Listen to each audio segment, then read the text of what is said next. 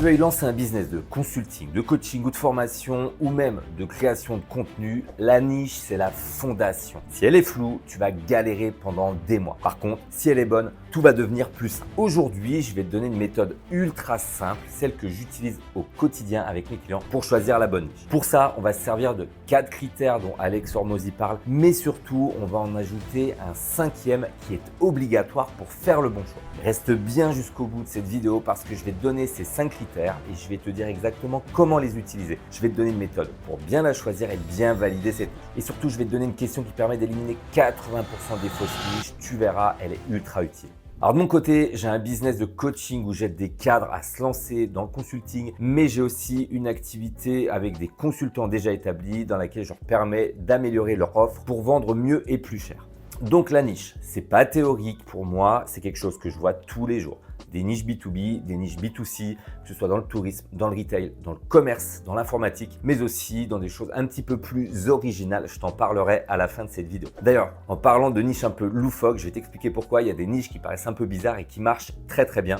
Dans les deux cas, c'est pas la raison pour laquelle tu penses. Le constat que je fais, c'est que je vois souvent des gens arriver super compétents, capables de produire des résultats à partir de ce qu'ils savent. Et ils me disent soit j'ai plein d'idées et je vais faire plein de choses, ou je n'ai absolument aucune idée et je ne sais pas quelle niche choisir. Alors, dans ces coups de temps-là, les gens ils font un choix qui leur semble intelligent. Ils vont prendre une niche, en général très large, histoire de ne pas se fermer des portes. Et puis, à partir de là, ils vont se faire une promesse en mode « j'aide les entrepreneurs, j'aide les gens à aller mieux ».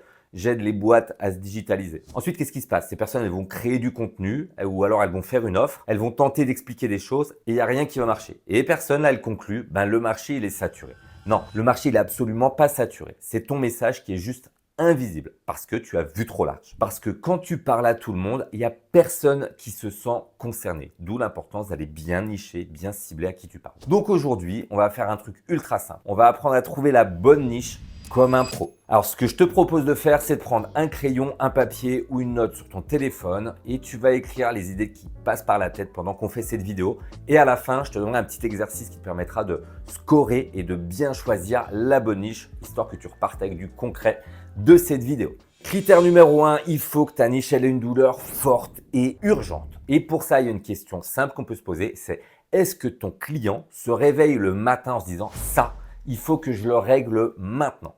L'urgence, elle se voit souvent grâce à 3 marqueurs bien précis. Une conséquence immédiate qui va jouer sur de l'argent, du stress, du temps, du risque, de la réputation peut-être. Une échéance, que ce soit une date limite, une saison, un lancement, un événement et un coût quotidien. Chaque jour où c'est pas réglé, cette douleur, ça saigne, ça fait mal à ton prospect. Et là, je vais te poser une question ultra importante et je te laisse y répondre maintenant, ne triche pas. Si ton offre n'existait pas, est-ce que la personne chercherait quand même une solution très vite? Si la réponse, elle est bof ou peut-être un jour, tu vas vendre avec trop d'énergie et trop de persuasion inutile et tu vas te fatiguer. Et donc, ce que je vais faire tout à l'heure, c'est que je vais te montrer comment tu peux transformer une niche pas urgente en une niche urgente sans mentir, sans faire du faux marketing et sans manipuler. C'est juste une question de cadrage. Et pour faire ça, ce que tu peux faire, c'est que tu vas écrire une phrase et que tu vas écrire « Mon prospect souffre de telle chose, telle douleur importante et ça lui coûte telle chose ». Et si ça bloque sur le « ça lui coûte », c'est que c'est un signal que la douleur, elle n'est pas assez profonde et prononcée. Ensuite, critère numéro 2, le prospect de ta niche, il doit être facile à prouver. Et celui-là, il est hyper important et sous-estimé comme critère. Parce que tu as sans doute la mentalité de je vais faire un bon produit, une belle offre et ça se vendra tout seul. Non. Dans le monde réel, si tu ne peux pas atteindre les gens, tu ne peux pas vendre. Ça, c'est simple. Donc, la question que tu peux te poser ici, c'est est-ce que je peux identifier mon client en moins de 10 secondes? Tu dois pouvoir répondre clairement à cette question. Tu peux te demander où est-ce qu'il traîne? Est-ce que ce sont sur les réseaux sociaux, LinkedIn, Facebook? Est-ce que ce sont sur des groupes, des forums, dans des salons? Est-ce qu'ils se retrouvent également dans des annuaires? Comment tu peux les décrire aussi? Est-ce que c'est par leur métier, leur statut ou leur secteur? Ou comment je les liste? Par des mots-clés, par leur job, par leur communauté. Je te donne un exemple, mais responsable RH dans les PME tech, c'est trouvable. En revanche, femmes qui veulent se sentir alignées, d'une part, c'est pas trouvable tant que tu n'as pas des lieux et des communautés précises et en plus, lorsque tu dis se sentir aligné qui est très flou. Et donc là, il y a une question que je voudrais te poser aussi, c'est si je te donnais 1000 € de pub à dépenser demain, tu mettrais ça où pour toucher ton client? Si tu n'as pas de réponse nette, c'est que ta niche, elle est peut-être juste à l'état de concept et pas vraiment une cible. Et donc plus tard dans la vidéo, je vais te donner 3 endroits précis où mes clients, ils trouvent leur premier prospect à passer en client et ça, sans audience. Mais d'abord, on va finir les 5 critères dont je t'ai parlé. Critère numéro 3, c'est la croissance. Tu veux une vague montante parce que quand tu démarres, quand tu n'es pas optimisé, quand ton offre elle n'est pas parfaite, quand ton marketing il n'est pas encore peaufiné, eh ben, un marché en croissance, ça va te pardonner des erreurs. Alors qu'un marché qui stagne, ça va te mettre en compétition directe avec les meilleurs du marché tout de suite. Et là, tu vas galérer si c'est le cas. Donc, la question à te poser, c'est est-ce que la demande augmente naturellement ou est-ce que je dois me forcer pour convaincre des gens qui n'y croient pas forcément? Et il y a quelques signaux pratiques. C'est est-ce qu'il y a des nouvelles réglementations, des nouvelles technologies qui vont forcer un changement, des nouveaux budgets, des nouveaux métiers ou alors de nouvelles habitudes? Et surtout, fais très attention à ce piège. Un marché, ça peut être à la mode, mais ça peut être pas forcément acheteur ou monétisable. Tout à l'heure, je vais te montrer comment tu peux repérer si c'est juste un marché qui soit hype ou à la mode ou si c'est un marché où il y a un réel potentiel avec des gens qui achètent vraiment dessus. Maintenant, critère numéro 4, est-ce que les prospects ont les moyens de payer? Parce que oui, tu peux aider des gens qui souffrent, mais si ton business model, il te force à vendre à 49 € à des milliers de personnes pour respirer, eh ben tu vas te cramer. Donc la question, c'est est-ce qu'ils peuvent payer facilement et régulièrement? Et il y a 2 preuves simples pour faire ça. En 1, ils dépensent déjà pour ce problème via des outils, via de la formation, via de la pub, via des abonnements, via de la prestation. Et en 2, ton résultat proposé, il a un retour sur investissement clair. Plus de revenus, moins de coûts, moins de risques et des gains de temps. Et là, je te pose une question qui vaut de l'or. Si tu doublais ton prix, est-ce que ta niche, elle disparaîtrait?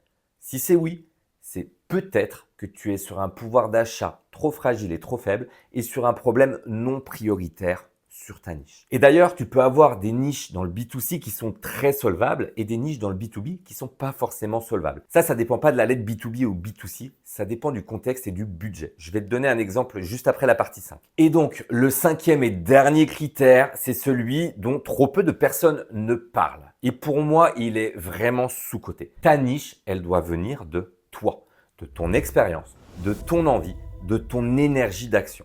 Parce qu'une niche, c'est pas un choix sur le papier, c'est une relation long terme. Et tu vas créer du contenu, tu vas devoir répondre à des objections, tu vas itérer ton offre, tu vas faire des appels, tu vas gérer des non, des refus, tu vas gérer des clients difficiles et recommencer. Et donc, si tu n'es pas capable d'endurer ça, ça va être compliqué. Et donc, je vais te donner mes 3 questions anti-abandon. En 1, est-ce que tu as une expérience crédible? Est-ce que tu as vécu le problème? Est-ce que tu l'as résolu? Est-ce que tu as déjà aidé quelqu'un sur ce marché? Et je précise, ça peut être dans le domaine pro ou dans le domaine perso, mais il faut du concret. Ensuite, en termes d'énergie et d'envie de te battre pour eux, est-ce que cette niche, est-ce qu'elle te fait vibrer? Est-ce que tu as une forme de rage positive ou de fascination? Parce que, en fait, c'est ça qui va te donner de la constance et de la régularité quand tu vas être fatigué. Et ensuite, est-ce que tu peux répéter? Est-ce que tu peux parler de ce sujet 100 fois, sous 100 angles différents, sans te trahir? Parce qu'en 2026, l'authenticité, c'est surtout pas un style. C'est de l'alignement, tu sais pourquoi tu le fais et c'est ce qui fera la différence. Et maintenant, voici la question qui va éliminer 80% des fausses niches, celles dont je t'ai parlé au début. Est-ce que tu serais OK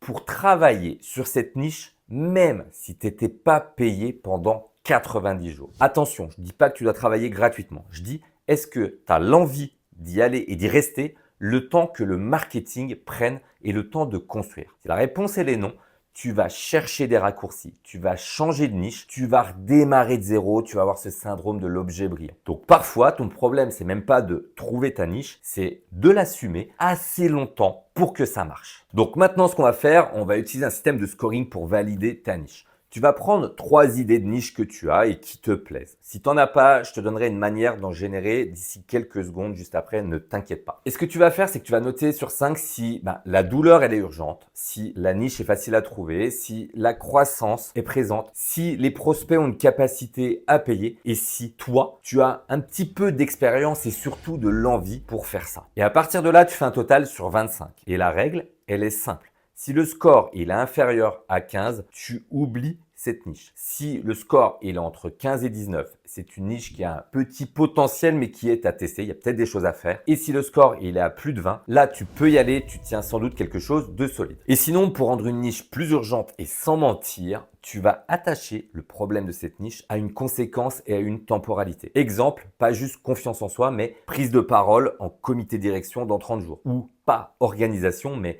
réduire de 5 heures la charge mentale cette semaine. Tu vois, l'urgence, elle est liée à un contexte, à de la temporalité et à une conséquence. Et maintenant, si tu n'as aucune idée de niche, je vais te donner une méthode simple qui marche très très bien et que j'utilise avec mes clients pour les aider à choisir. Tu vas faire un tableau rapide avec 3 colonnes. Et à partir de là, colonne numéro 1, tu vas noter ce que tu sais faire. Tes compétences professionnelles, les process, le management, la vente, les données, l'analyse, tout ce que tu sais faire. Tu vas ensuite noter dans la deuxième colonne pour qui tu sais faire ça. Donc, les secteurs que tu connais, que ce soit du B2C, donc des personnes physiques, ou dans le professionnel. Et en 3, tu vas noter les problèmes récurrents que tu as vus de nombreuses fois sur ce marché. Et à partir de là, tu vas faire des combos. Et tu vas utiliser cette phrase « j'aide les tel type de personnes dans tel secteur à résoudre tel type de problème urgent ». Tu n'as pas besoin d'être parfait avec cette phrase, juste testable. Et pour les endroits où tu peux trouver des prospects sans audience, je te donne, mais les plus faciles très souvent, c'est LinkedIn, parce que tu peux rechercher par titre professionnel, par secteur, ou même envoyer des messages de façon très très simple. Il y a également les annuaires professionnels, les associations,